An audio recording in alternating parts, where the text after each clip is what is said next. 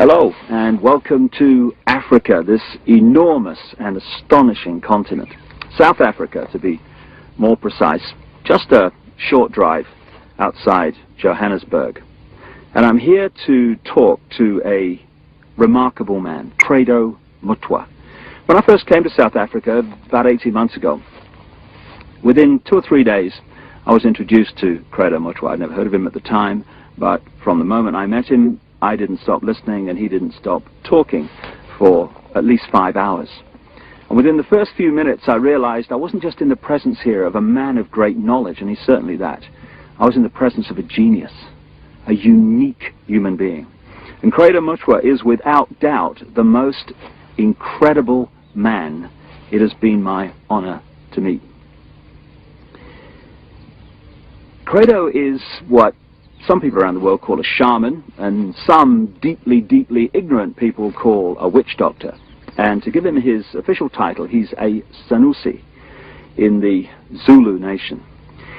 Sanusi is the carrier, the keeper of the ancient knowledge of so much, including the ancient knowledge of history of Africa, where all this came from, where the people came from, what the truth of history is, instead of the largely nonsensical version of history that we get through the universities and the schools from very, very well-educated professors who know. There are only 2 Sanusis left in South Africa. Credo is one. And that's terrifying, because it means the true version of the history of this continent is dying. It's being lost to this official nonsense that we're told is history, but it's absolute garbage. History has been rewritten, and the people who can put that history together again are going out of this world as they age and are not replaced. So you're about to have, as I have, the enormous privilege of hearing this man talk and seeing his knowledge preserved for as long as the electronic medium exists. He is the official storyteller and keeper of the history, the knowledge of the Zulu people. But you know, knowledge is a very dangerous thing when you're trying to hold people down into a mind prison, you're trying to manipulate them, you're trying to control them. And so people like Credo Mutwa, who have the knowledge to rewrite history and therefore rewrite the present, they are very dangerous people to those that wish to control and suppress. This man has had endless threats to his life, endless attempts on his life, right up to the last few days. And he has upset the hierarchy of his own people as much as he's upset those others in other cultures and other races that wish also to suppress the truth for reasons of preserving their own religious domination or keeping people in ignorance.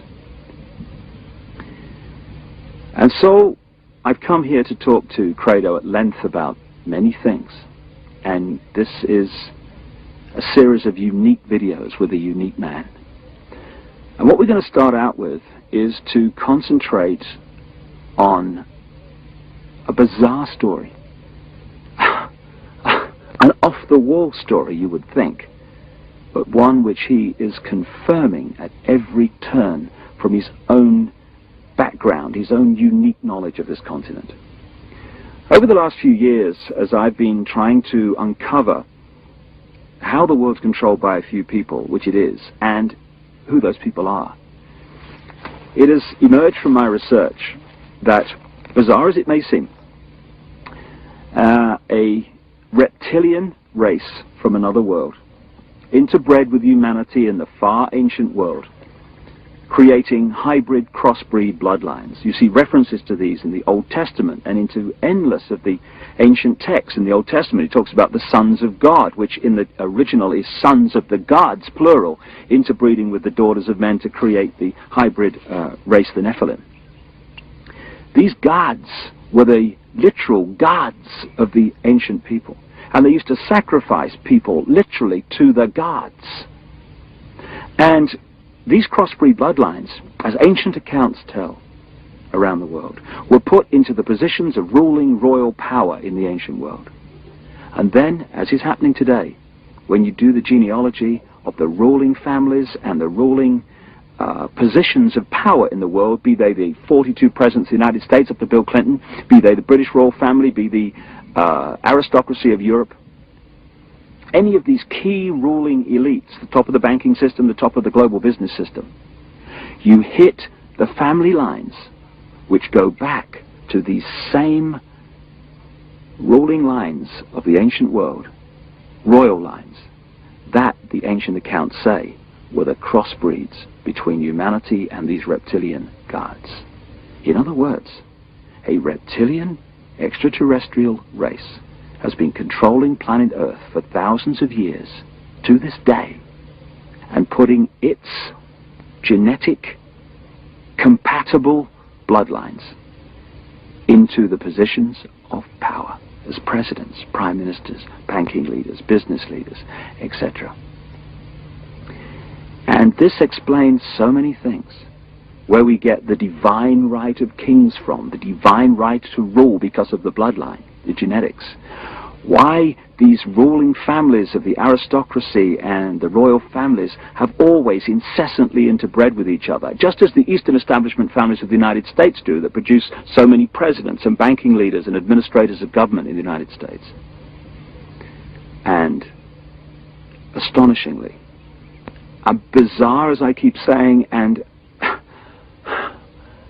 seemingly ridiculous as this story may be from our conditioned perspective of life and reality, when I started talking to Credo Mutwa from his African experience and knowledge of the most staggering depths and variety, he tells exactly the same story that I have uncovered around the world, exactly in great detail. And if Africa and the world is ever going to be free, and we are, then they have to listen to this man. And they have to listen now. I started out by talking to Credo about the origin of the knowledge that he is about to share with us for the first time in so many cases. Because this is the knowledge that only initiates normally get. But as Credo says, the world needs to know this. And so, this is a unique video, and this is a unique man. And like I say, I asked him first about the origin of the knowledge that he's about to pass on.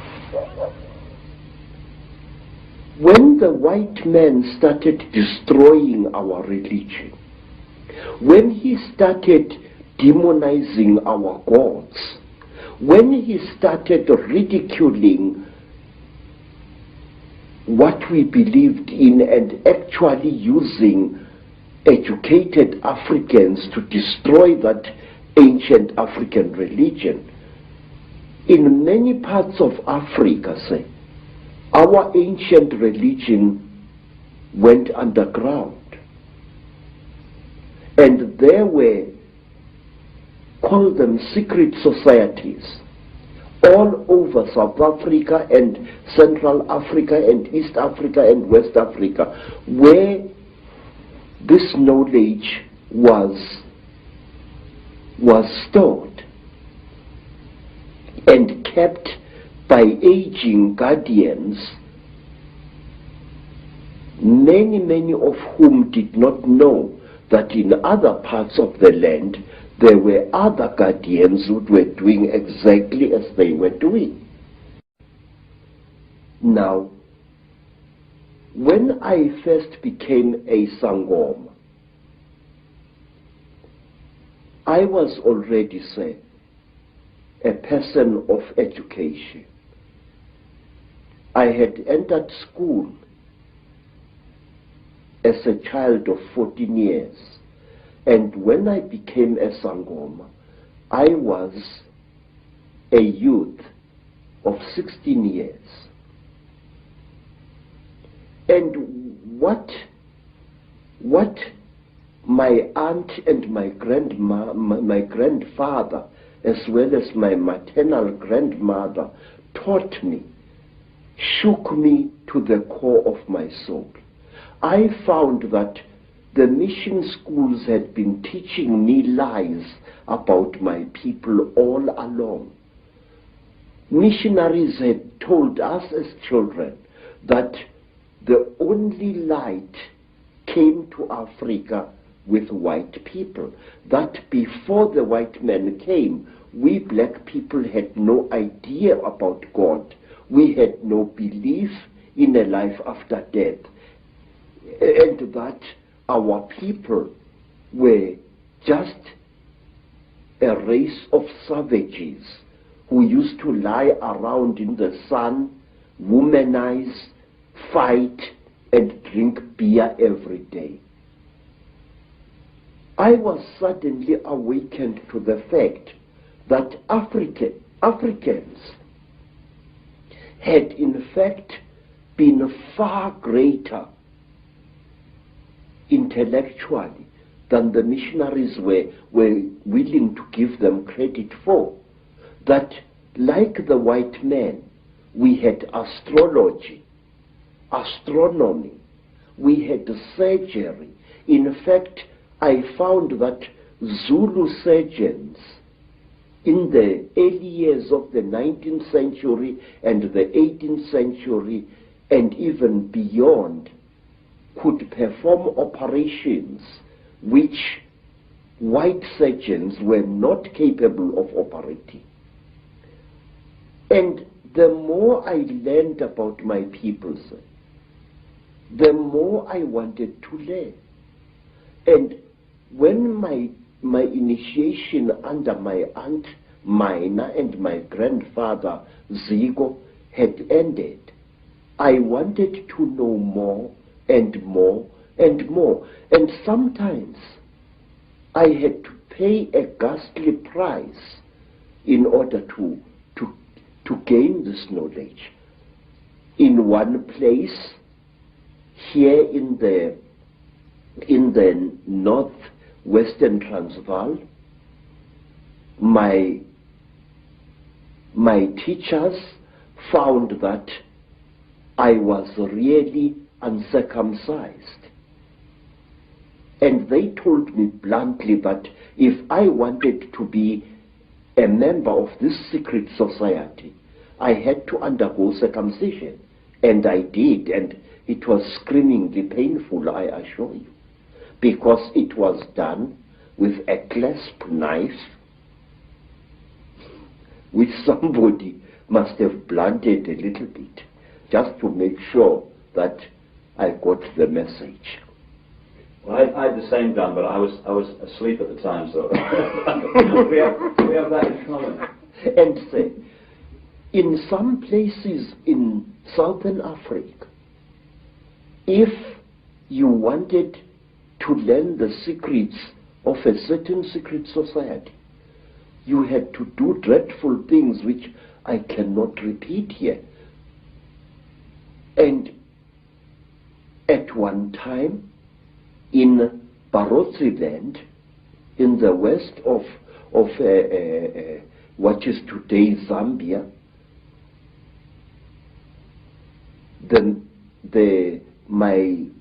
my teacher said, look, how far are you willing to go in order to become one of us? I said, I am willing to go anywhere. He looked at me and he said, listen, educated man, we are tired of people like you. White men come amongst us to milk our minds and then to kill us. We want to be sure that we can trust you. And wait, sir. I said, great one, I am willing to do anything. He said, are you? I said, yes. And then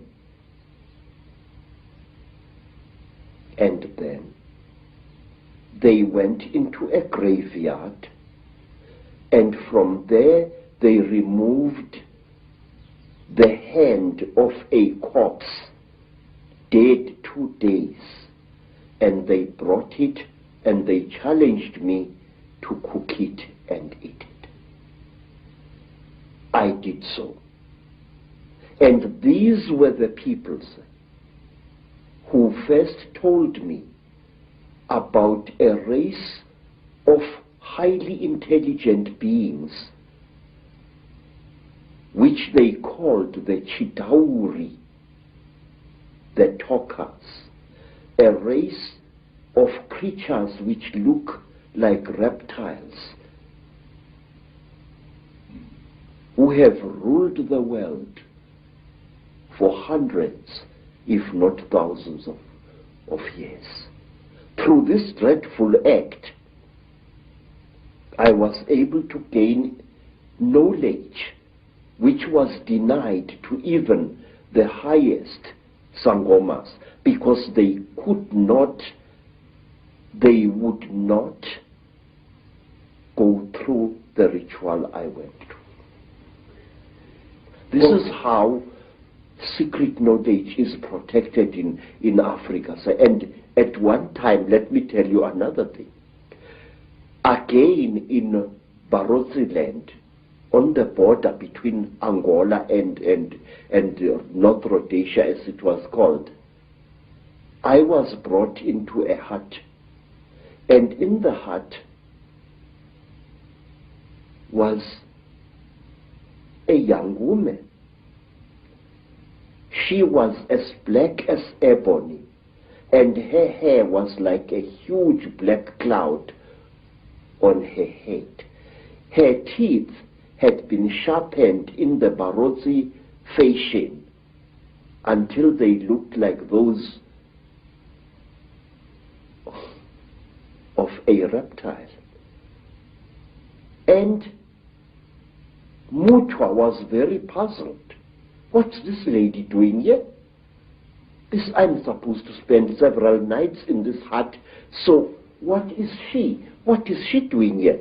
Now, Credo Mutwa, being a frightened Zulu, afraid of women but not afraid of wild animals, decided to sleep with his back to the wall, giving the lady a nice clean bed.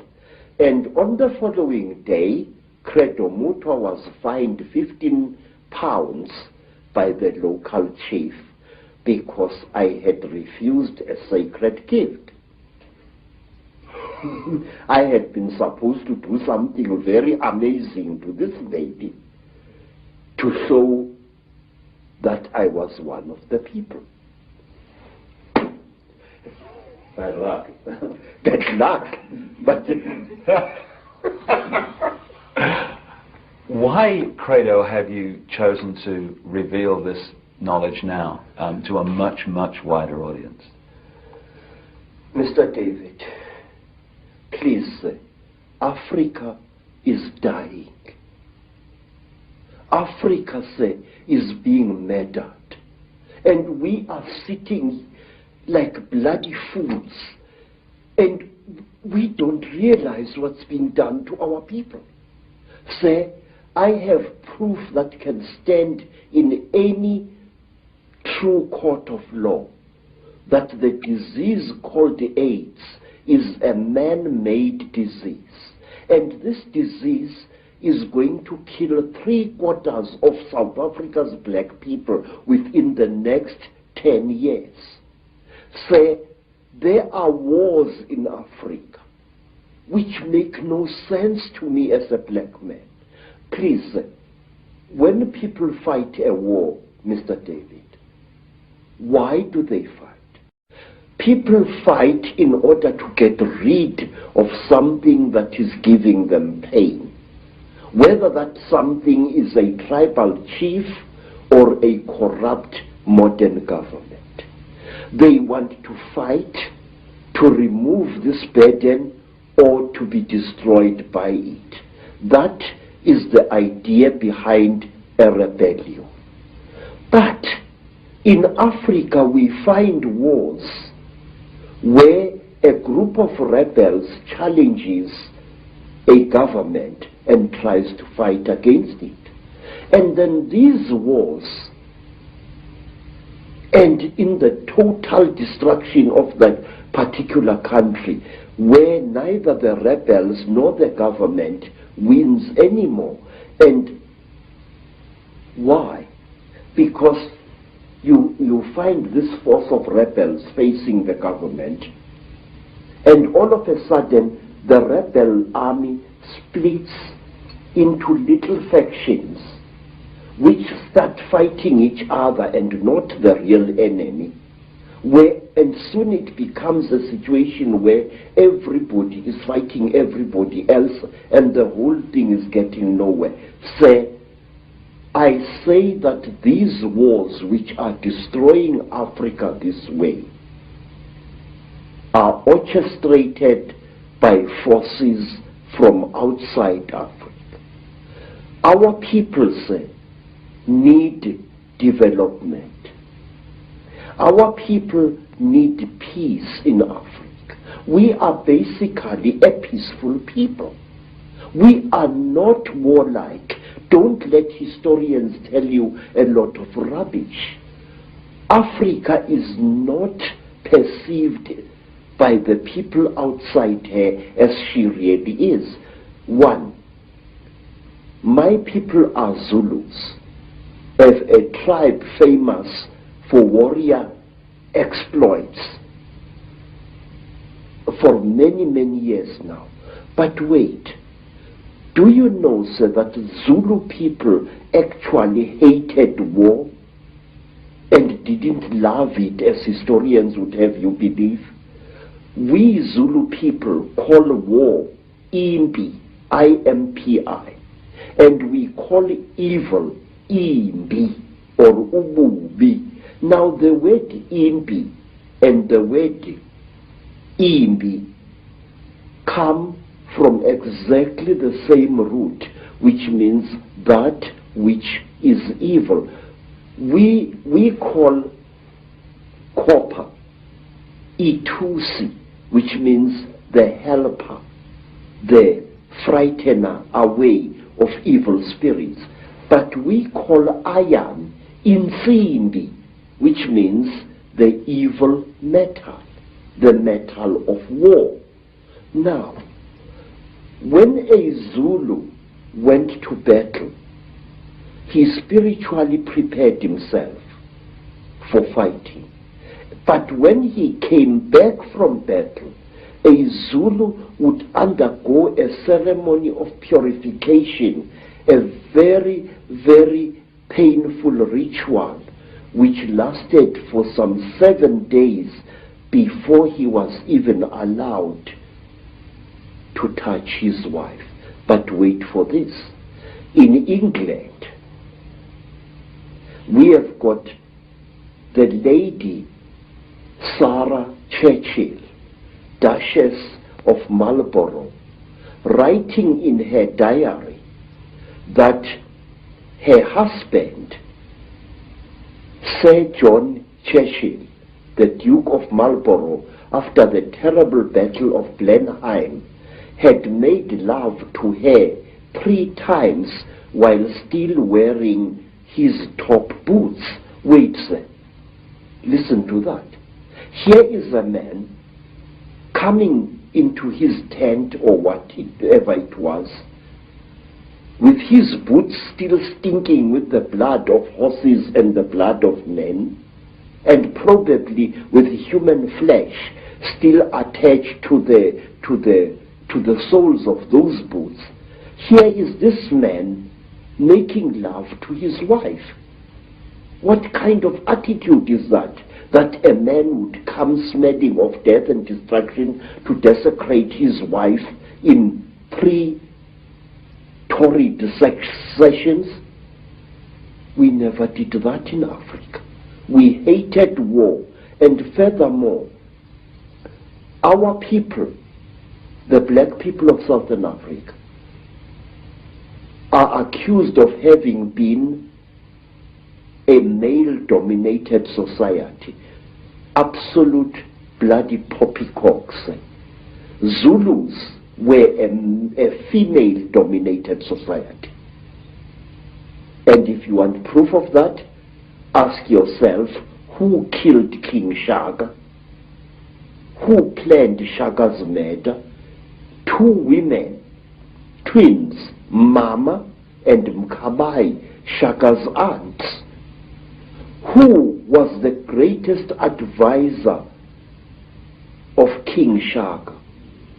His mother Nandi, she used to plan every one of Shaka's military campaigns right down to the last detail.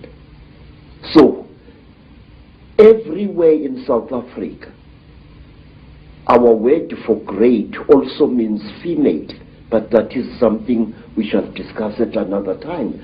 So,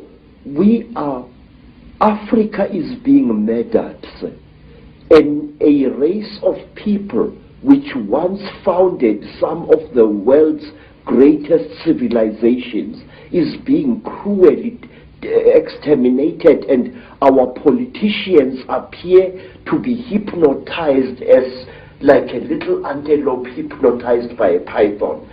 Don't our leaders know what is going on in Africa? I'm going to talk, sir. I'm going to talk, and I'm going to reveal and damn the consequences. I am not a brave man, but it's high time somebody stood up and exposed the conspiracy around Africa and her people. So let's start looking then at the force that is the common theme through all this history to the present day that's been manipulating these highly malevolent, highly destructive situations. My own research around the world has certainly focused in on the fact that there is a force, not of this world, shall we say, that is the common theme. What is your experience and your knowledge of an extraterrestrial involvement in the history of Africa?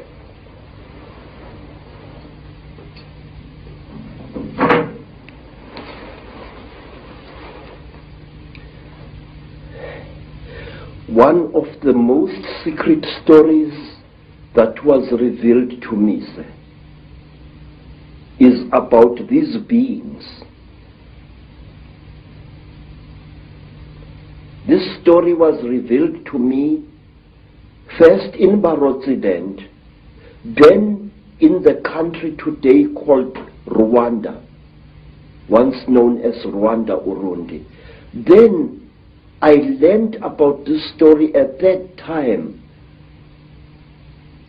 on the foothills of Mount Kilimanjaro. This is the story, a story you find throughout Africa. There was once a time when the blue sky was invisible, when the whole world was covered with mist, when you could not see the sun as it is now. You only saw it as a splash of white light moving slowly across the sky. At that time, there was an eternal drizzle every day of the year. At that time, people could not see the stars. People only saw the trees growing, trees which were very, very big. There was no desert at that time, only jungle everywhere where you were. At that time, sir, people were what we call in Zulu, ngubili. A human being was both male and female in one body. And out of the sky, one day, came terrible objects.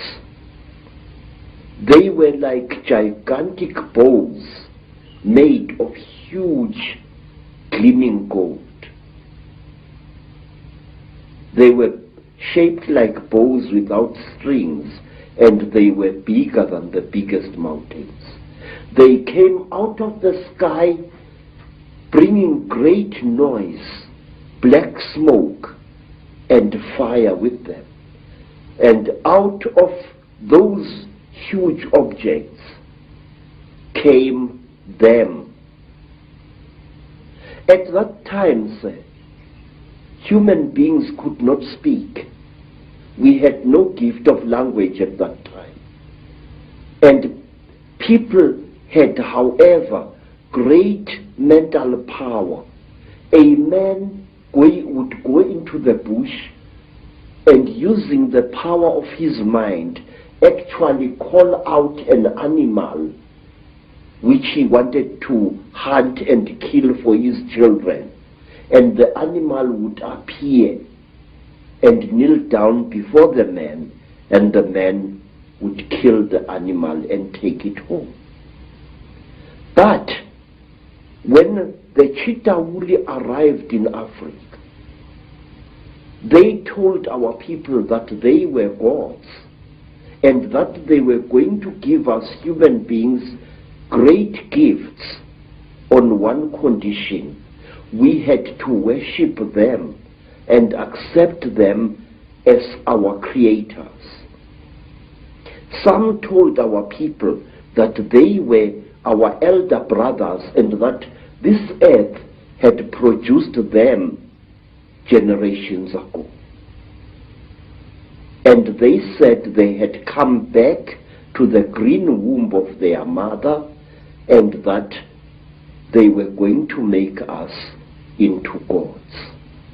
What they did, they created a very strange pair of caves in the land. They dug 2 caves. In one cave was a green light, in another cave was a red light.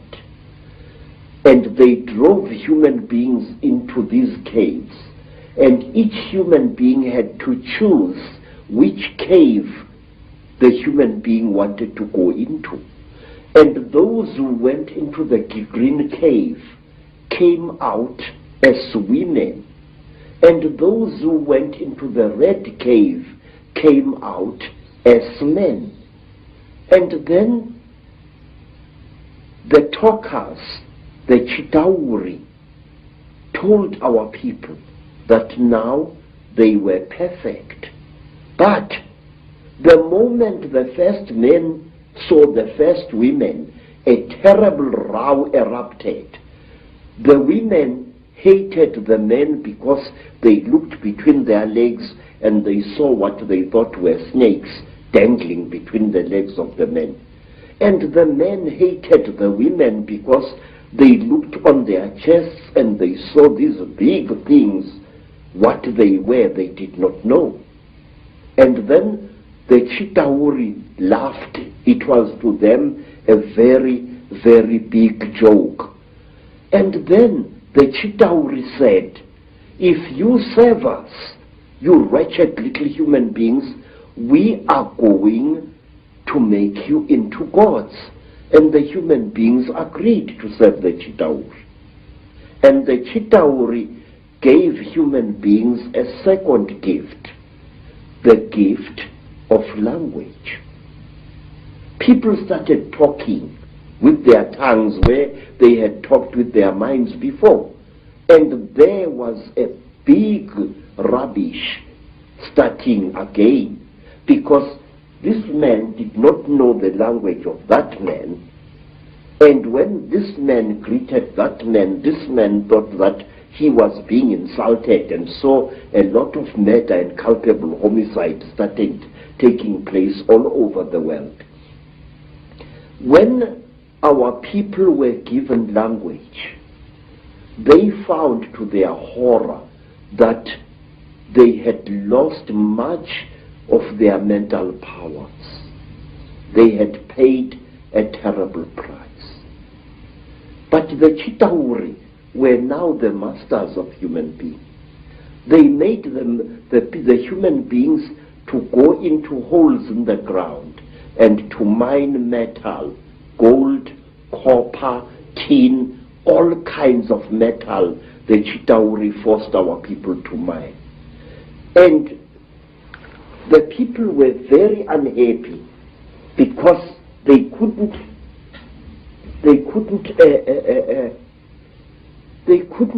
cope with the new sexual differences which were there now between men and women. And then from amongst the Chitauri came a very good female Chitauri. Her name was Mai Nzarantwari Samahongo. Mai Nzarantwari Samahongo was the senior wife of the terrible chief of the Chitauri, Umbaba Gorontwari Samahongo. She was sorry for human beings, this great reptile lady. She said to the poor people, "Ow, you are unhappy." And the people said, "Yes, great one. We go into the holes every day, we dig the stones and we bring it to the gods, but we are not happy." And Mai Nzarantwari scratched her scaly chin and began to think and to think. She was terribly ugly. Her eyes were awful, like lights in the darkness. But she had mercy in her heart, and she taught the men and the women how to make love. And she said, "Look, we divided you into males and females. Now this action is going to bring you together." But it did not, because anyone who receives a gift from the Ntwari, the children of the python, is always in trouble. What happened was that when one guy slept with his wife, he didn't find her much, so he went to steal another guy's wife, and there was a big remorse, as we say in African, starting. So men started stealing each other's wives and each other's girlfriends, and women started stealing each other's husbands, and there was a big nonsense in the land. And King Umbaba, the terrible lord of the Ntwari, the reptile people, said, "Look what you've done, you stupid old woman. Now these people, they are making such a noise. Listen to all that screaming in the bush. They are busy making love there, and our gold is not being dug, and you are responsible for this." And Nzarantwari thought and thought and thought and thought, and then she got a plan. And she said, "I will make them stop. When they make love to each other, the female is going to get pregnant. And when she is pregnant, the male is going to leave her alone. And that noise in the bush will not be so disturbing to you, my lord." And Umbaba said, "You had better. There is no production here." And so all the women in the world was pregnant, and Umbaba was furious with his wife. And so it went on and on, until one day Nzarantwari activated a black hero called Mweru. And Mweru challenged the great chief of the serpent people to a fight, and he cut off the royal penis of the king of the snake people, and that caused a big war. Mweru ran away, but Umbaba, the terrible chief of the people, caught him and arrested him and brought him to his village. And there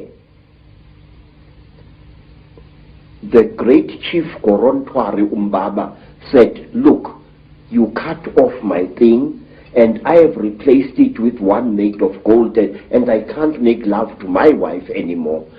You think too much, you wretched little human being." Now Umbaba had a terrible nail in one of his hands, a claw, and with this claw he drove the claw into poor Mweru's nostril, making a terrible hole into his brain, and he started drinking Mweru's brain, and then he threw away the corpse. To this day, sir, we believe that the people, the Chitauri people, they eat human brains. And strangely enough, scientists have found skulls where the human brain has been removed and eaten by someone or something. Well, hearing you speak here, so many things come to mind. First of all, you're saying that telepathy was the key form of communication before the Chitahuli, the reptilians came. Yes, sir. And I guess it's like a muscle. When you use it, it gets more sensitive and more powerful. So the more you use your telepathy, the more powerful your mind got.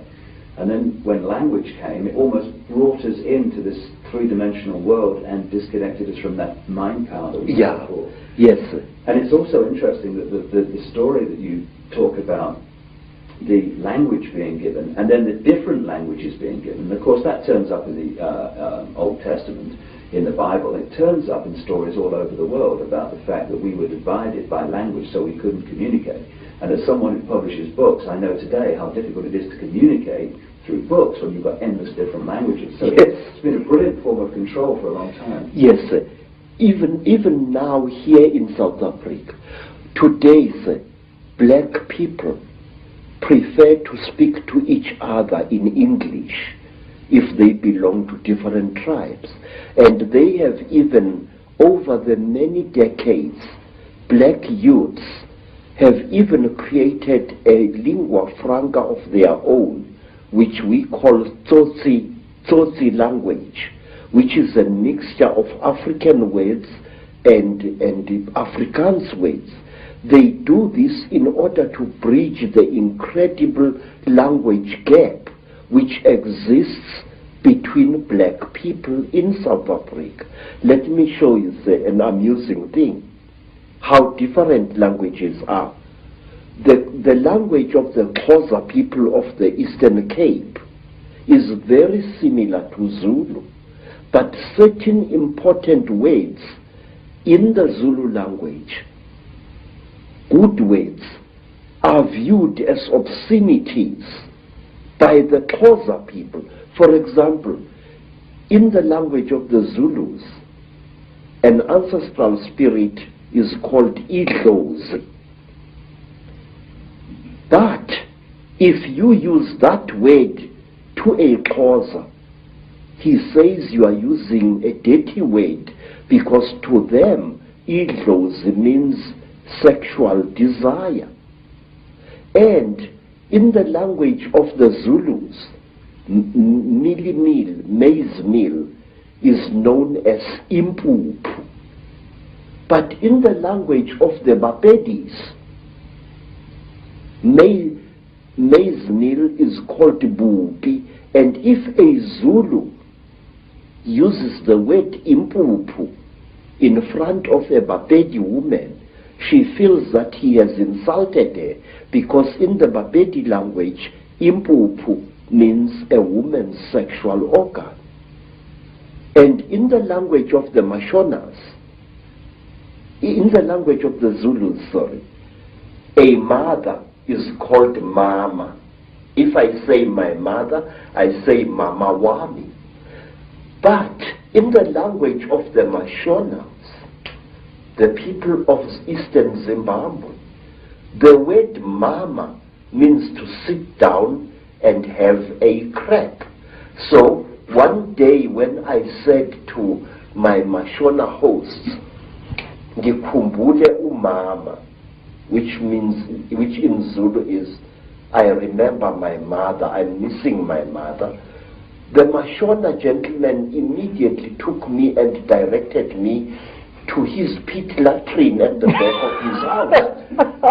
Because in the Mashona way, mother is mai, not mom.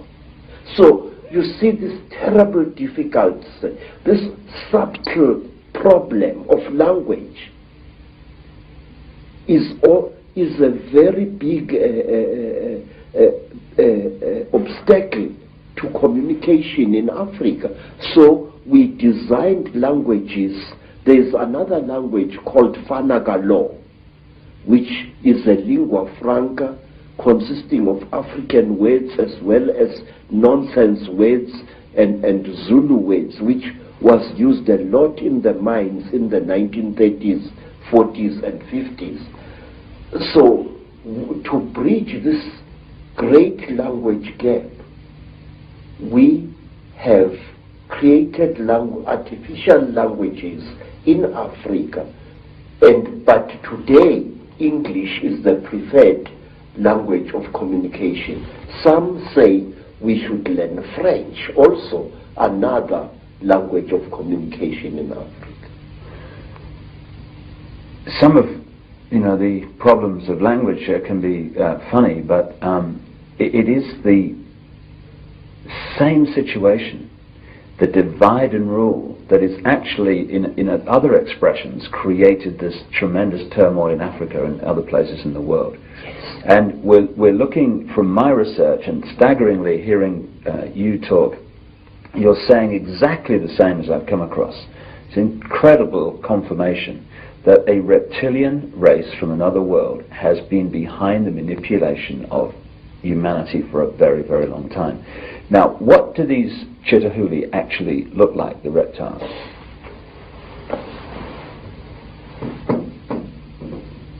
I'm not a good artist, You're better than me, that's for sure. but this is how we believe the Chitahuli look like.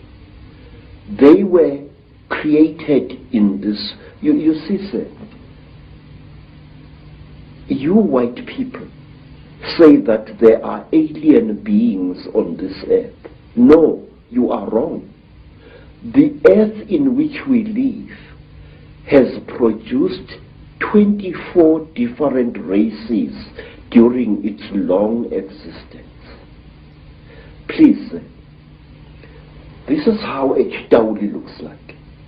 It stands about 11 feet high. It is a very slender being which seems not to have a bone structure. Its fingers have no joints. They are more as if the bones in here were flexible. Some of the Chitauri have got 3 claws with a thumb. Some have got 6 claws with a thumb. And some of the Chitauris have got horns on their heads. And what surprises me is this.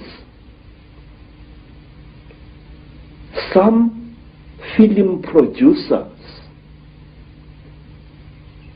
like the producers who make the film Star Wars, George Lucas, often show creatures in their films which actually exist, which even the most uneducated of Africans who knows this Chitahuli can identify.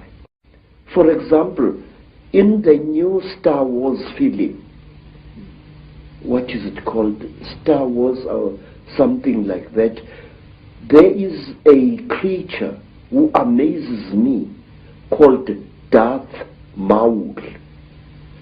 Darth Maul is a red and black being with a ring of small horns right round his head. That is exactly what the Chitahuli look like. Some have got ordinary heads without any horns on their heads. These are the lesser Chitahuli. But the royal Chitahuli have got a ring of sharp horns all around their heads. And the very high Chitahuli, like their king, Mubaba Samahongo, they have got very long horns which grow this way. Not that way like a bull, but this way like certain antelopes. Now, I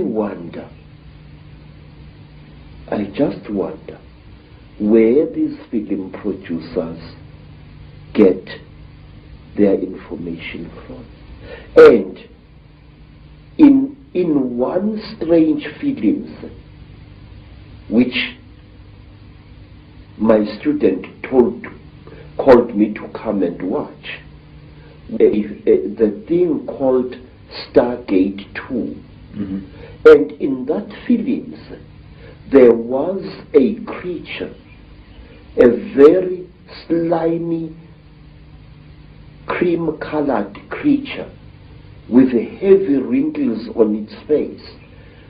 It was a spitting likeness of Mubaba Samahongo, the terrible emperor of the Chitauri.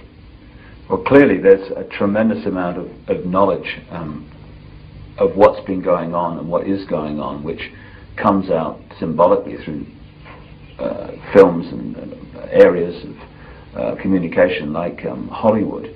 But the thing that I'm totally stunned the more I talk to you about this is because I've been all over the world having people give me descriptions of seeing reptilian type figures, particularly people in positions of power in the world, changing into a reptilian figure and coming back again. And what they describe seeing is exactly what the knowledge of ancient Africa talks about seeing. We're talking about the same people there, which is an astonishing confirmation. And the eyes is something that keeps coming up being described. Yes. Tell me about the eyes of the Chitauri. Say, a warrior Chitauri has got eyes like a snake. These eyes are yellowish with split pupils, and they glow in darkness. So if a Chitauri, a warrior Chitauri, one of the lesser classes, is hiding in a cave, you can see its eyes burning. But a royal Chitauri has got 3 eyes. It's got the yellow eyes, which glow in a strange, almost ice-like way, like jewels, like certain types of yellow jewel. And then they have got an eye in the center of their foreheads, an eye which doesn't close up down like a normal eye does, but which closes from side to side and which opens this way. Now this eye of the Chitauri is the eye that kills, because it can knock a man down just by the fire, the glare that comes out of it. Is this where the a constant recurring theme of the evil eye comes from? Yes, yes. In fact, Mubaba, the emperor of the Chitauri, who is said to be still alive today, Mubaba has got a central eye. His other 2 eyes were stitched shut by a jealous wife. But his killing eye, the Samahongo, the terrible red eye, opens. He can even open it like this. Mr. David, I would like to share a little thing with you. It is this: the best way to protect an evil thing is to deny its existence. And if you talk about things such as the Chitauri, if you talk about things such as the Mandinda, there are many people who say to you, rubbish, this thing does not exist. Now, in this way, this great evil is protected by being denied. One day in my long travels through the world, I was in New York, in that place called Harlem, and I saw a graffiti on a wall along a passage, and the graffiti was, there is no such a thing as the mafia, and we will kill any asshole who says that there is. In this, again and again, sir, in America, people deny the existence of the mafia, and by denying it, actually protect it wittingly or unwittingly. There are those who deny that a national and international conspiracy exists. They deny it ferociously. But by denying it, they are actually assisting it and actually protecting it. We must stop denying the existence of these things. We must stop saying that there are no Chitauri, that there are no aliens, that there are no Illuminati. There are. I could tell you for hours. For example, do you know what we Zulu people call a person? A very, very clever person, a very, very wise person, a person who has received light from God. We call him Umkhanyiselwa. In other words, the illuminated one. Khanyisa means to light up something, and Umkhanyiselwa is somebody who has been lighted up by the gods. So you say Illuminati, I say Umkhanyiselwa. It's the same thing. And my research very clearly, and again, you're right, there's tremendous denial of this is the fact. Even among conspiracy researchers, there's tremendous denial that the Chitahuli, the reptilians, and the Illuminati are actually the same thing. Exactly, sir. Because amongst my people, we say that when two Chitauri are challenging each other for power, and they must fight a duel with their terrible eyes, they start glowing like fishes deep in the sea, and the faster they glow, the angrier they are said to be.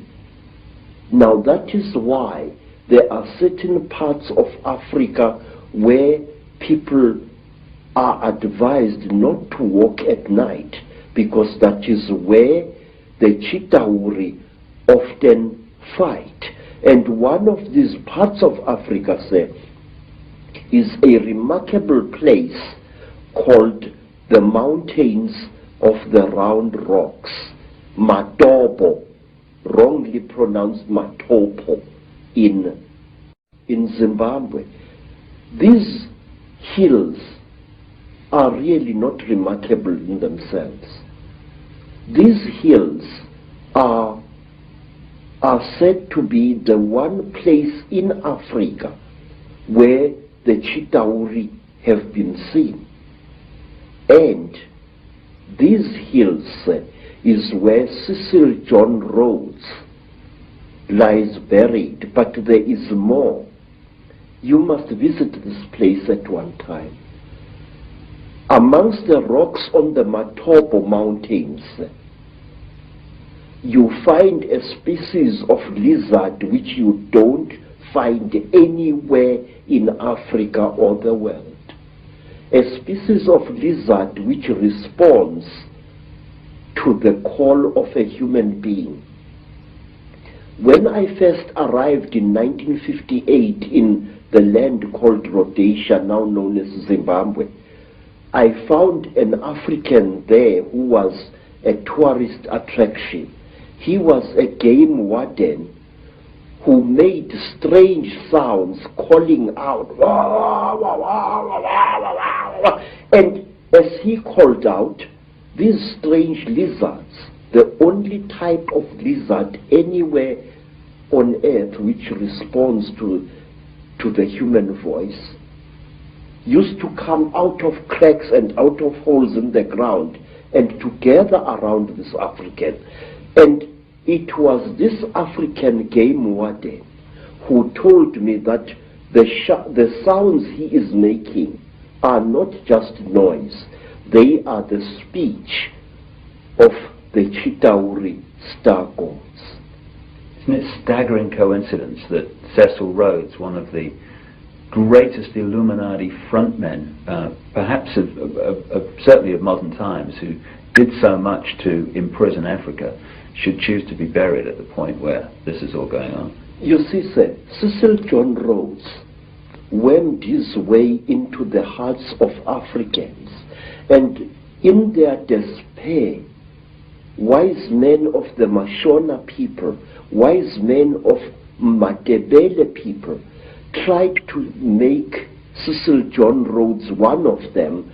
They told him about the secrets of the Matopo Mountains, that under the Matopo Mountains lies a city of great wisdom, which is the home of the last survivors of the Chitauri god beings in that part of Africa. And if you go to the Matopo Mountains and you carry a 4-pound hammer and you strike certain parts of that landscape with that hammer, it gives out a hollow sound which shows you that there are caverns deep underground there. There are two sets of mountains. There is the Matopo Mountains, and then to the east of Zimbabwe there are the great mountains known as the Inyangani, the Weeping Moon Mountains. There, even now, people disappear without trace. Sometimes a person would disappear for several days and reappear a few days later, not knowing where he had been or where she had been. And white people have disappeared there. Black people in their thousands have disappeared there. It was there that I also went missing for 4 days in 1959 in one of the most traumatic experiences of my life. What happened? Well, it's a long story, sir. My teacher, Elizabeth Moyo, had sent me to get a special herb which grows only on the foothills of those mountains. It was just an ordinary day like any other, just beautiful day like this one outside here. And I love the African wilderness. I'm at home in the bush, especially in the days when I was still in good health. I love the animals. I love their smell, and I love the smell of the vegetation. And I was looking for this herb when all of a sudden a bright blue mist fell all around me. It took me some time to react to this strange thing. It was a hot day, and all of a sudden the temperature around me dropped. It was as if I was on the slope of a very cold mountain, but it was a warm day. And then the next moment I was in what appeared to be a metal-lined tunnel, a caving tunnel, and I was lying on what looked like a workbench, a very large workbench of some kind. You know, an iron table which an engineer or somebody working with metal would use for welding and cutting metal upon. But this workbench was very brightly polished. And there I was lying there with my trousers missing and only my khaki shirt, when I saw again through what appeared to be like blue mist a number of moving objects, which at first I thought were dolls. And these objects were moving towards me. I noticed with mild surprise that they were very thin, short, human-like creatures with very, very large melon-shaped heads. The creatures had no noses, as human beings have. They had only small little holes on either side of where the nose would be, and their mouths were like knife cuts at the bottom of their faces. And these creatures were coming towards me. In color, they were gray, like certain types of fish, and they wore silvery gray garments which reached up to their necks and up to their wrists. I couldn't see whether they were wearing boots or not at that time. And while I was looking at these creatures, I suddenly was aware that something was above me, standing there, and I looked up straight into the face of one of them, a much taller one than the others. And this creature was wearing a garment like a tight-fitting overall without any buttons or anything, which reached up to its neck, but its wrists were bare. I noticed that the creatures had very long fingers. Its fingers had and each of its fingers had an extra joint, and it ended in a claw, a black claw like that of a chicken or a certain kind of bird, and that its thumb was not here, but here in the middle of the hand. And this thing was standing above my head and looking down at me, and I was looking at its eyes, which were very strange indeed. It was as if it was wearing plastic goggles over its eyes. I could see its eyes inside these tinted goggles, and it had holes on either side here, but it had no nose as I have. Its jaws were very small, and its mouth was a slit with tiny little scale-like things where its lips should be. And the creature carried a horrible smell on it. I can't describe that smell. It was a metallic, chemically smell, which seemed to combine the smell you would smell when somebody is burning brass or copper, and a very ugly chemical smell. These two smells combined. And this creature was looking down at me. I was frightened, but I could not move. And the next thing I knew was a terrible pain on my left thigh. It was as if somebody had just stabbed me right to the bone. I screamed and I tried to jump away, but my body was inactive. I could not move. I was not tied to any chain. I was not chained to the top of this table. There was no belt tying me, but I could not move my body. And when I looked down at what was happening, I found that one of the shorter creatures had driven something very painful into my left thigh. And then, while I watched, horrified, the creature pulled out this thing, and I saw that it was like a pencil made of shining metal with what appeared to be a flexible cable at the back. And before I could do anything, my head was seized by the creature above me. It caught me on either side of the head like this. And then third creature drove something into my right nostril here. It was as if I had been shot. The pain was so terrible, sir, that I screamed and screamed.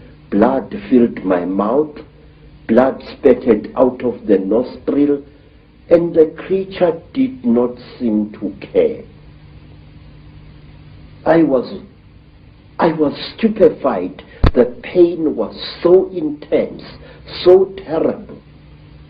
And then, quietly, brutally, the creature pulled out the thing that it had stabbed me in the nose with, and blood flowed into my mouth, out of my nostril, and I was choking. And then the big creature coldly turned my head this way, so that blood came out of the mouth, and which gave me some kind of relief. And after what seemed like an eternity of pain, the creature brought something out of somewhere which looked like an old-fashioned tea strainer in appearance, and it put this thing close to my nose. And then I seemed to drift away, and the pain subsided. You know, sir, it was torture so intense that even now I can't describe it. And then something else happened. A fourth creature started rummaging between my legs, and it pulled out my organ of manhood and stuck something into that. It was very strange, but I wasn't feeling any pain now. But I could feel the flexible cable moving inside me, right into my body. And then, I can't describe it. It was as if my seed was being sucked out by this small, bright, flexible cable. And then the creature just pulled it out. I screamed and I cried and I screamed, but I could not move. And then something happened which to this day still amazes me. After the creature had pulled out the flexible cable from my organ, the creature just stood there looking at my organ.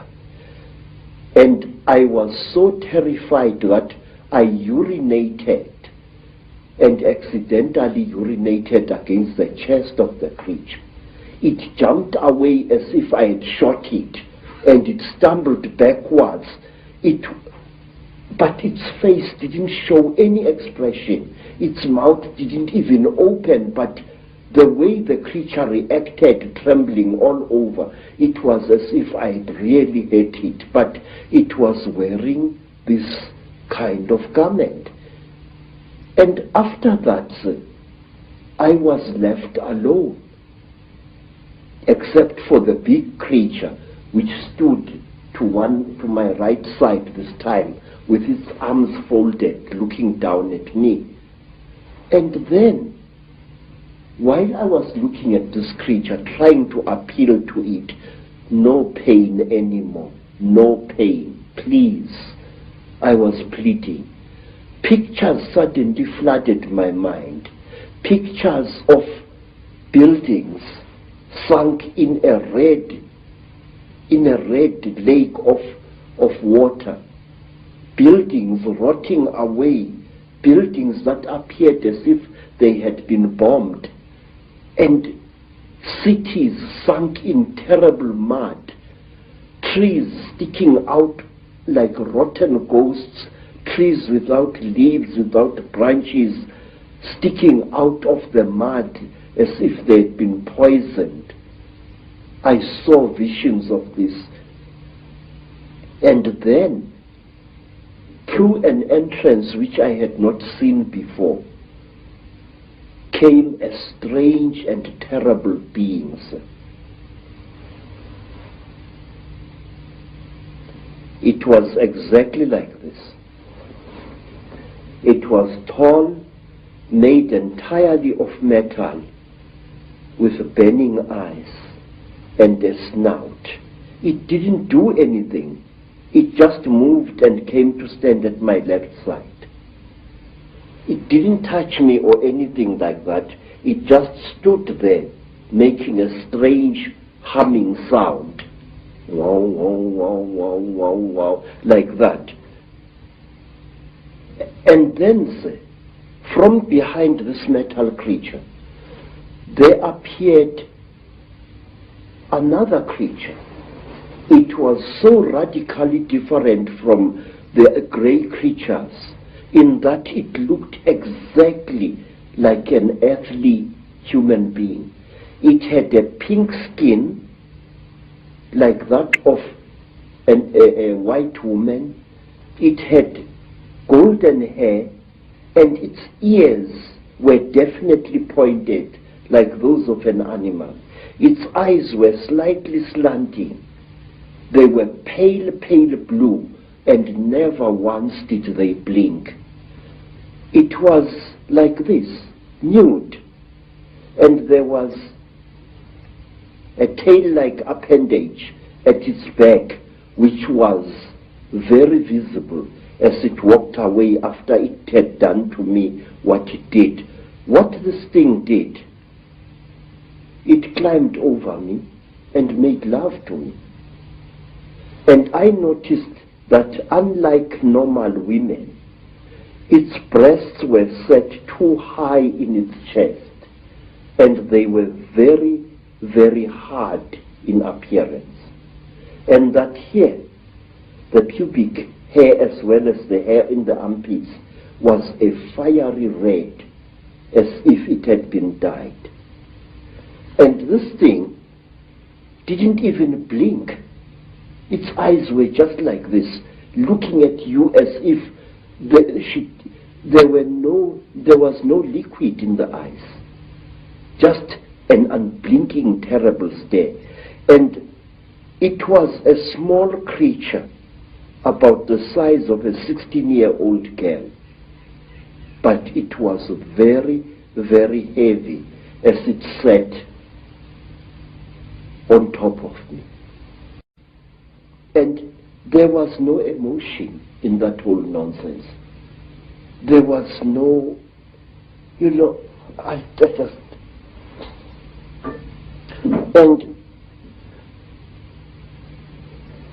then the creatures took me out of that room after the metal creature and this pink creature had gone. This creature took me out of that room, assisted by another one, and they pushed me along a corridor which curved slowly in that direction, towards my right. And there I was shown many things which even today I don't understand. I was shown little versions of this creature swimming in huge cylinders made out of what looked like glass, in a pinkish liquid, like ugly little frogs inside the liquid. They looked like aborted human fetuses. They were very, very terrible and disgusting. And then we came to another room, and there I saw a number of people undergoing the same torture that I had undergone. One particular person whom I passed very close to was a white man, definitely a European, with a yellowish beard and moustache and long, straggly blood-crusted hair. This man looked into my eyes and I looked into his eyes, and we were so close we were as I went past him. Then, to cut a long story short, I found myself in the bush again. But I was wearing only my shirt. My boots were gone, and so was my trousers. So I took off my shirt and wore it around my waist as a loincloth. And I started traveling, not knowing really in which direction I was going. Then I came to a track, and I walked along that. And some time later, I saw people coming towards me. It was a group of young men and young women, Mashona people, and they were going to a trading store, I later learned. I asked them where Elizabeth Moyo's homestead was, and they directed me to it. But they kept a safe distance away from me. And later I learned why. I was carrying a horrible, non-human smell upon me. When at long last I came to Mrs. Moyo's village, all the dogs in that place went hysterical. They came at me in a pack, wanting to tear me to pieces. And only the villagers managed to save my life there. Mrs. Moyo asked me where I had been, and I said I did not know. And then she said, I know you had been taken by the little ones. I said, yes. I cannot understand. She said, you must not try to understand. You were chosen by the gods as a living sacrifice. So don't even try to talk about this. But how could I not talk about it? I wanted to understand what had been done to me, by whom and why. Even now, sir, I still want to understand what it was all about. And many years later, I met a remarkable white woman, Elizabeth Clara, a famous South African woman who had worked for British intelligence during the war, and who, we are told, had been impregnated by a being from the stars, Akon. I asked Elizabeth what was the meaning of the strange thing which was done to me, because since that time I had come across many black people, well over 200, who had been through the same torture as I. I had come across many black as well as Cape-colored women who had been mysteriously impregnated by the same creatures that I had gone through the hands of. And let me tell you one other interesting thing before I forget. About a year after I had underwent this terrible experience, I was walking along Jeppe Street in Johannesburg delivering parcels when a white man shouted at me to stop. I stopped. I thought he was a policeman wanting to arrest me for some reason. And when I tried to produce my identity document, the white man said, listen, I don't want your nasty word, passbook kefa. I said, then sir, what do you want, Bas? He said, listen, where did I see you? Where did I see you? I said, I don't know, Bas. But he looked very familiar to me. And then he said, listen, don't bullshit me, man. Where did I see you? Where did you and I meet? Then I said to him, I saw you in Rhodesia, in a certain place. You were lying on a table. If I had hit that white man with a fist, he would not have reacted the way he did. He went pale, almost dirty gray in appearance, and he turned away with a terrible, dirty word, and he walked away. His eyes were filled not with anger, sir, but with pure, naked terror. Astonishing story. Yes, sir. But there is more, sir. There is more, because I still want to know what was done to me. Sir, one day you and I must talk more, in greater depth than now. I would like to tell you that since that time, I have found that I know things that a man of my standard of education shouldn't know. These hands, and those who know me can confirm this, these hands not only have made these sculptures using ancient African metal casting secrets. These hands, believe it or not, can make guns and working jet engines.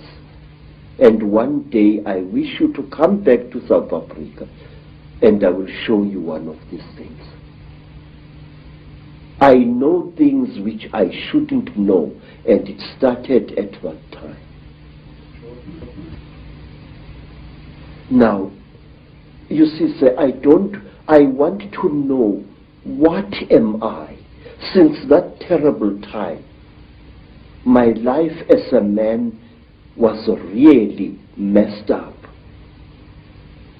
And one day let me tell you, sir, since that time, I have become a very confused creature.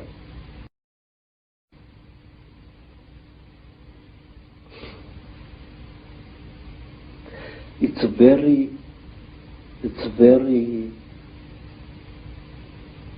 embarrassing, really. But since that terrible day, I became bisexual, which to me as an African is very, very disgusting.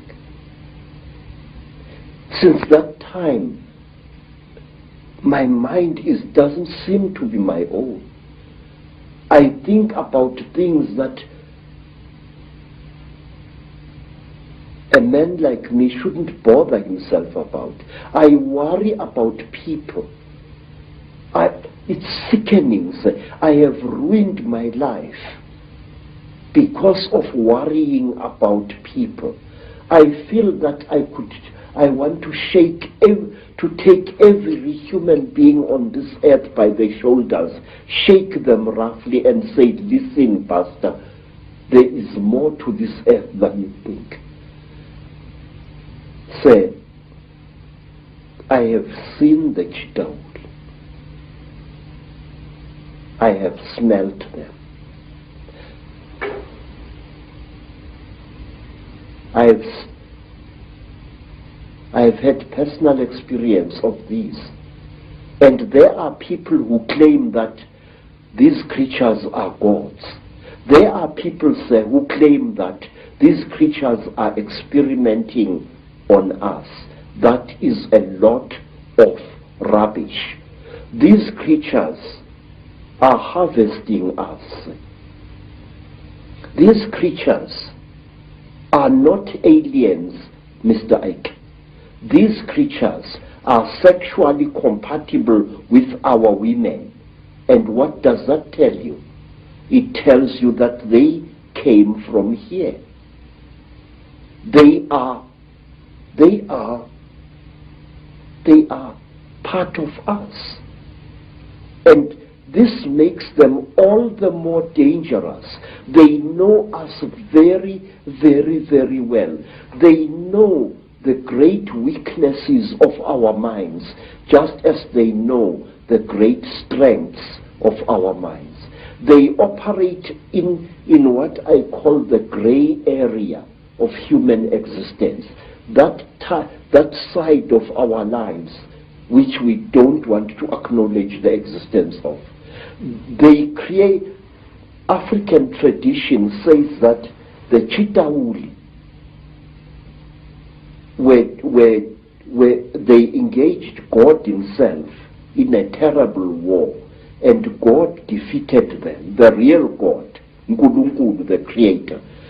God defeated them, and he closed their mouths so that they are unable to talk or to eat food anymore. But we are told, say, that the Chitauri fatten on the energy that we human beings give them. They make us to fight each other. And when the whole land is drowning in death and fear and terror, when hundreds and hundreds of people are angry and afraid, the Chitauri get fat because they eat that what we call the dark power, which is brought about when human beings destroy the planet on which they live. They feed off human emotion. Yes, sir. Very, very intense human emotion. We are told, for example, that if you see a Chitauri walking through the bush or just standing there and looking at you, and you are accompanied by your wife or your girlfriend, you must immediately make love to that girlfriend and release as much emotion as possible, and the Chitauri will be pleased and will walk away from you and not harm you. And another thing, sir, we are told that the Chitauri eat energy which is generated when hundreds of human minds or one human mind starts thinking at certain levels. We are told that the Chitauri want us to think at certain levels.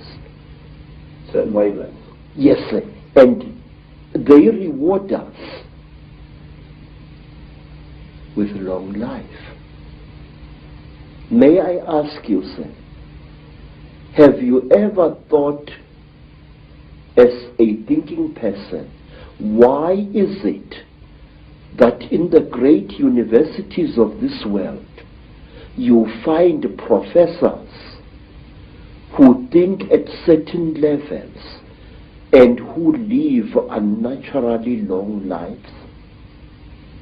Albert Einstein, Raymond Dart, Robert Broom, all these professors live a long, long time. And my Aunt Mine,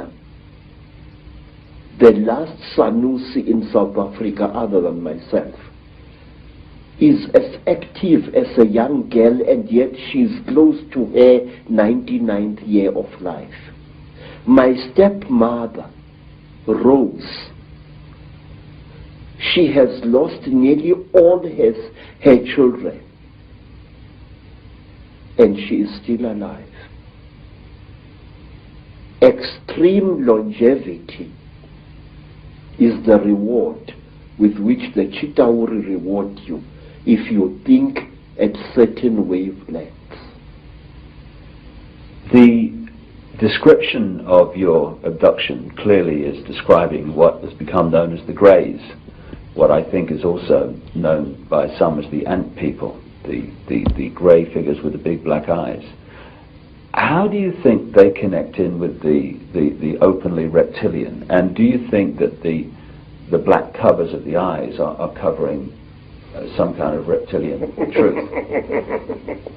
Say, the so-called grey aliens are actually the lackeys and the servants of the Chidaur. If you see a Chidaur and you see this, there is very little racial difference. In fact, I will even go so far as to say this, that these creatures are actually the offspring of the Chidaur. The way they gather substances from human beings and from animals, the way they are the forerunners of the Chitauri in any place.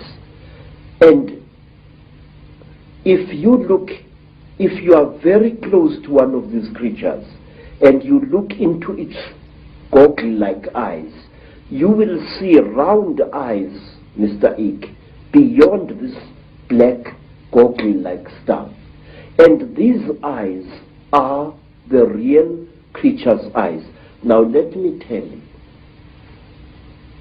there is in Lesotho a very strange mountain, a mountain called Leribe, Leribe. On this mountain, very amazing things happen after every 10-year or 20-year period. Now, not so long ago, an African farmer found an object near that mountain, an object which had crashed. And he was driving his tractor and he saw this strange object lying in the ground with tiny little bolts of lightning racing all around its edge. And the African walked up to the object, and when he wanted to touch it, a strange power struck him and sent him sprawling on his back to the ground. The African got onto his tractor and got out of there. What the African had seen had been a crashed UFO, a flying saucer. He described it very amazingly.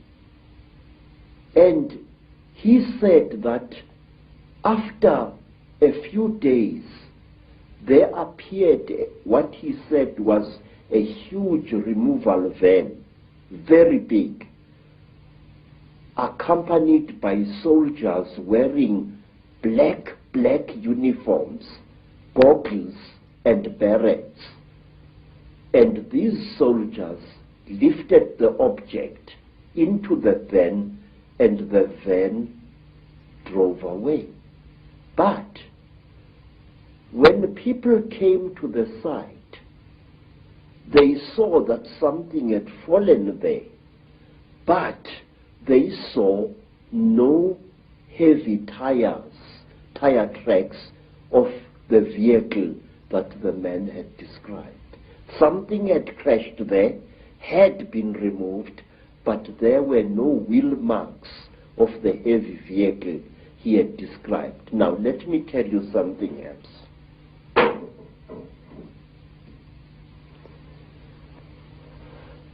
It was in 1958. In fact, I think that the incident I'm going to describe to you, sir, is somehow connected to what happened to me in 1959. I'm sure of it. A friend of mine in Lesotho called me. He said that he had something very important and that we had to share this. He said, please, I must come to Lesotho. I must come. And I went there. And then I found that he had dug a hole at the back of his hut. And he asked me that he and I and his second wife should go into this hole on the night to come and there to share something very, very holy. Well, we went down the hole. We used a broken ladder, and there inside the hole we ate small pieces of something. He told me to chew these things very thoroughly, as they were quite hard. I still had teeth in my face at that time. And I chewed and I chewed and I chewed and I chewed.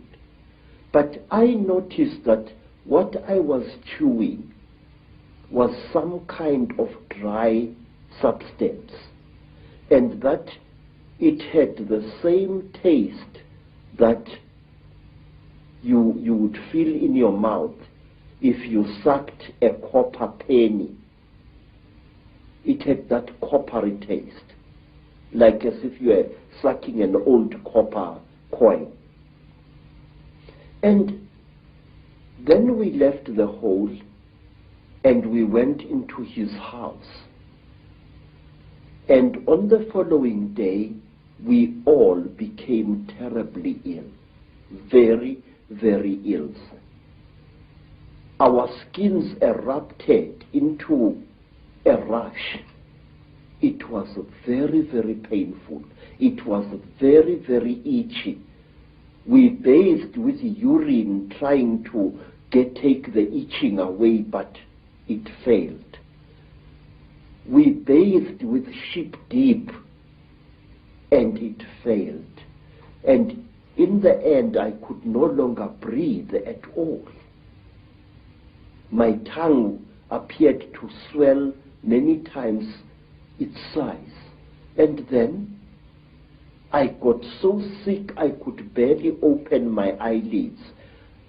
The skin was itching like mad and I could barely breathe. And as the days went by, it was about a week, but it seemed like 100 years, slowly the rash subsided. And my skin began to peel, as did my friend's skin and the skin of his wife. We were very, very, very sick. And when I could speak, I asked him, what was the thing that you gave me to eat? This is the thing that has made us so sick. Why did you do this, my friend? He said, look, what we shared was something that can only be eaten while you are hiding in a hole. And that thing is the flesh of a god. I said, God? He said, yes. I said, but I am sick now. He said, wait, you'll recover. You either die within 2 days or you recover. Now we are going to recover because we are still alive after 2 days. Mr. Ek, I can't describe to you what happened next. I wish you to imagine, sir, you are sick, weak, and feverish. Suddenly, you get stuck, staring, raving, laughing mad. We started laughing.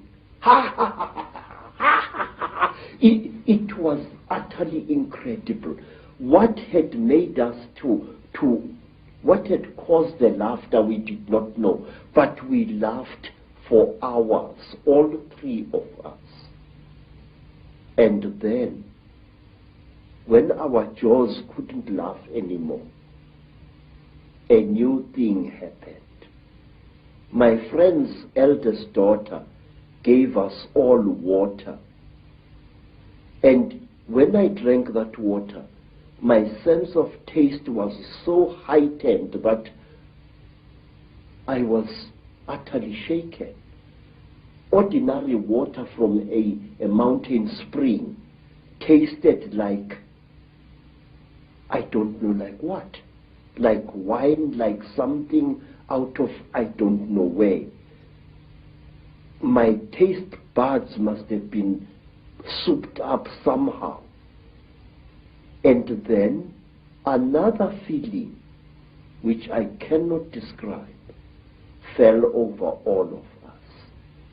It was a feeling as if we were one with the entire universe. When I looked at a tree outside my friend's homestead, it was as if that tree was a multicolored living rainbow. When I looked at the mountain far away, my sense of sight was so intense that I could see colors beyond colors. I can't give you any other description. And then say, afterwards, I was very weak, but with a monstrous appetite. And then I left my friend's homestead and returned to South Africa. Every step of the way, I seemed like a person reborn. It was a feeling that no words can describe. And when I asked my friend by letter afterwards, what was this God flesh? He said it had been the flesh of a puana. What we call the grave. Yes, sir. People who say that these things don't exist had better think again. They are tangible, they are smellable, and furthermore, they are edible if you are willing to take the risk. In Africa, we have an ancient custom whose existence many people deny today, that anything that claims to be a god should be eaten. There are places in Africa even now where if you are a spiritual person and you are sick, well, let me tell you what happened to me in the country today called Zaire. I got sick. I was undergoing yet another of my 7 initiations, and I fell sick from very bad running stomach. And I was so sick, everything that my friends, white friends and black friends could do failed to help me. And then one night, some of my teachers came to me and requested that since I was going to die, would I please allow them the honor of eating me after death? Now, sir, it's a very good thing to be invited to a dinner, but not when you happen to be part of the menu. And I recovered so quickly that I escaped from that area in one of their ramshackle buses, and I never went back. Thank you very much. Fear can be a wonderful medicine sometimes, and it was with me.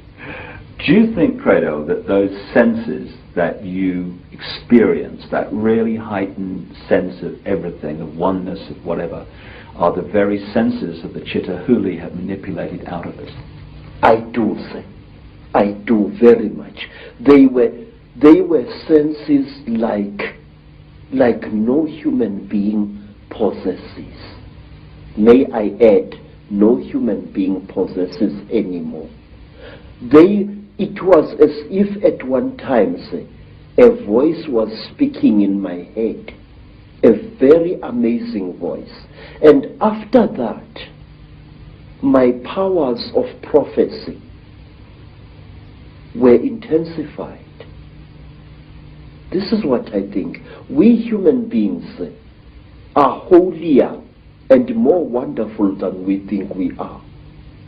And I feel we lost something at some time in the course of our development, or shall I say, in the course of our manipulation. Fredo, this is fascinating information, which I'm sure many people in the UFO research community will be very, very interested in. That is that these grey extraterrestrials, or grey figures, whatever they are, don't actually really look like that. They're almost in disguise. Yes, sir, they are. And I will tell you why. Grey aliens have died in various parts of Africa. They have been killed, and they are very, very quick to recover the bodies of their friends which have fallen out of their crashed spacecraft. But sometimes African sangomas steal these bodies before they can be recovered. And believe me, sir, I have heard and I've seen that butchering a corpse of one of these creatures is extremely hard work. What you think is the skin of the creature is actually a tight-fitting costume that the creature is wearing. Under this grey costume, the creature, say, is pinkish white, like a freshly skinned animal, and its eyes are round with split pupils. These are goggles which the creature is wearing. Now, how do I know that? In order to dismember a creature like this, incidentally we call them mandindane in Zulu, which means the tormentors, the torturers. In order to dismember a creature like this, you need a brand new axe from the trading store, a heavy axe sharpened to a razor's edge in order to cut through the creature's skin. The creature's skin, say, is not adhering to the flesh. You know, my skin is clinging to my flesh, yes, but the creature, there is a gap between the creature's flesh and its supposed skin. This is a material and not a skin. So the creature is actually wearing two garments. It's wearing a completely skin-tight garment which covers its entire body, and it is wearing an overall along these lines. Very often there are no gloves, and here, to cut up a mandindane, you need very, very sharp iron, and you have got to be a strong person even to reach its flesh. But once you have cut through the cover, the close-fitting covering, you can just open the whole thing and see the dead creature's flesh underneath it. And is it reptilian? Yes, sir. It is. I will tell you how the creature looks like without its grey skin. It is like certain types of tropical fish. It's like the belly of that type of fish that is fried in South Africa to make fish and chips. That grey fish, that long grey fish, the texture of its real skin is like that, but the blood vessels are very close to the surface. In fact, not so long ago, Mr. Ike, right here in South Africa, several hundred school children, some black, some colored, were terrorized by a creature they called Pinky Pinky, a creature which looked as if it had been skinned alive. That was a Mandindan without its skin or costume. It's interesting when you're talking about the black eyes of these greys being a cover for something, and then you have the stories of the men in black who seem to interact not very positively, to say the least, with people involved in UFO and UFO investigation and stuff. And these men in black have these black goggle-like sunglasses, which are almost a mirror of the same. Exactly, sir. But let me tell you that over the last 100 years or so, the men in black have become westernized, in Africa at least. In old Africa, if you killed a Mandindan, one of these, you were visited by terrible beings who wore long black robes made of animal skin and deep hoods over their heads. And these creatures used to wear white masks with very, very terrible looking black eyes painted on them. They were called Izilo Zengubo, the beasts of the blanket. And may I tell you that these terrible beings, our African version of the men in black, used to play an important part in the choosing of certain kings in South Africa. That is one of the stories that I wish to tell you in greater detail one day. Whenever you have harmed a Mandinda, you received a visit from men in black. And one of my uncles was a night watchman just after the Second World War. And he saw what he thought was a burglar breaking into a factory which stored surplus army property. And he threw his knobkiri at this figure and hit it very hard. The creature fell behind some boxes, and then and only then did my uncle, a tough old Zulu, realize that the thing he had brought down was not a human being at all, not a young thief, but a Mandindan. My uncle threw down his second stick and ran screaming out of the factory. And not long after that, because my uncle had taken from the creature what he thought was its bag, he took the bag with him to Alexander Township after he had run out of the factory, but he could not open the bag. And while he was sitting in the shack in Alexander Township, just near Johannesburg, there arrived at his shack two white men who posed as detectives. And these so-called detectives told my uncle's common law wife that she must give to them the bag that my uncle had taken from the little man. And she did, and they vanished. What I'm trying to say, Mr. Ike, is the richer we become, the more we behave as the Chitauri are said to behave.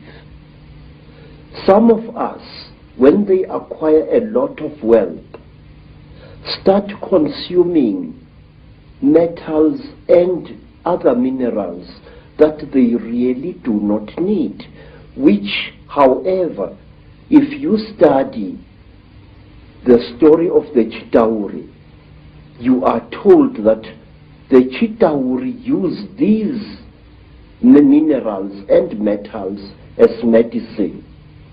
We are told, say, that the Chitauri, when they get sick, smear their bodies with gold dust, which gets absorbed into their skins and they become all right. May I point out, it was once the custom of the Munumutapa kings of Zimbabwe, the men who built the Zimbabwe ruins, that on certain rising of the day star, the priest king would be smeared from head to foot with gold dust, and sometimes he was ritually sacrificed on the top of the wall of the Zimbabwe fortress. And to my amazement, when I visited South America, I found that the ancient Mayans had exactly the same custom where a god king was smeared with a mixture of fat and gold dust.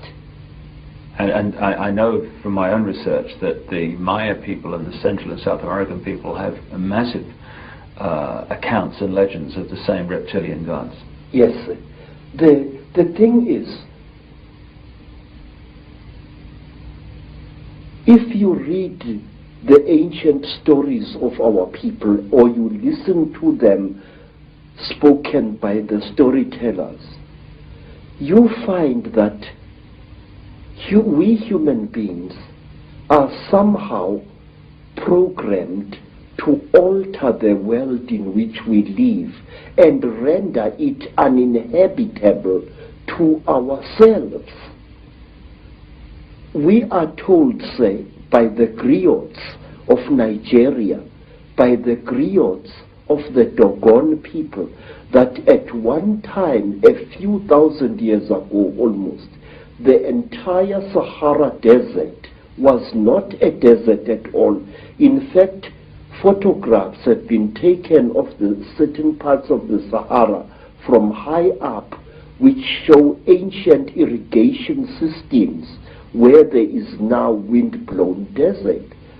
Questions: are we being used as instruments for the destruction of our own species? I say yes. The wealthier a person is, the more like a Chitauri he or she behaves. Some wealthy people even go to the extent of throwing away their old spouses and acquiring new ones, exactly as King Samahongo of the Chitauri does. He kills and eats all his wives when they can no longer make love to him properly, and he acquires new ones. He killed and ate 36 of his wives over a long reign, and only one wife was cunning enough to keep out of his clutches. You see millionaires divorcing their wives and acquiring new wives. And the Chitauri, unlike traditional Africans, believe that a female is inferior to the male. And so do the wealthy people who acquire great wealth in this world. They tend to look down upon women and even to abuse them.